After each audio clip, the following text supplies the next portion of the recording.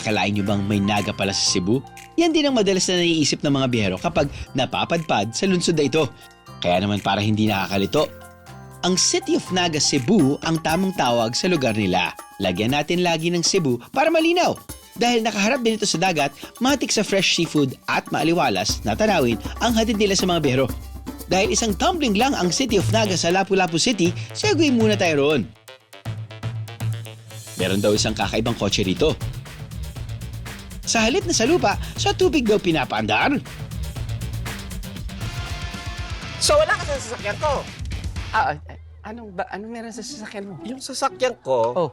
kayang isakay. Siyam! Siyam? Oo! Ba?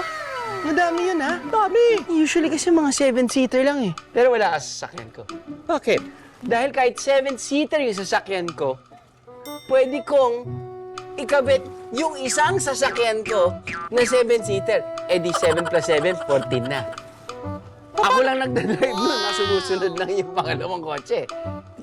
Paano nangyari yan? Ay, talagang may lisensya yan. Register yan sa LTO. O ikaw, meron ka ba? Wala pa rin yan. Oh, Eto na. ito na. Yung sasakyan ko, Oh. kaya tumakbo sa tubig. Kaya tumakbo sa tubig. Oo! Tignan mo.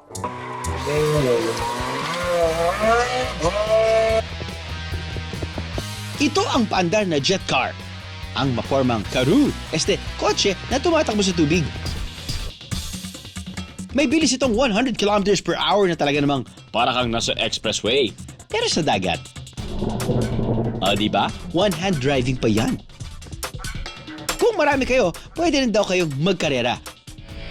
Left, right, straight, paikot-ikot at magpa-zigzag kayo. Pwede. Huli pero di kulong.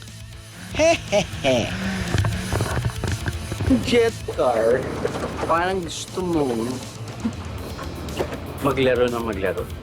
Medyo super fun trip yung habol mo, lalo na kapag, nasa loob ka, ikaw yung nagko-control, has a powerful engine, and then, come on, it looks so cool.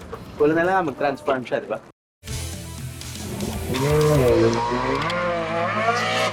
Nabiting kayo sa biyahe? God! All you gotta do is just subscribe to the YouTube channel of GMA Public Affairs and you can just watch all the Behind the Drew episodes all day, forever in your life. Let's go! Yeehaw!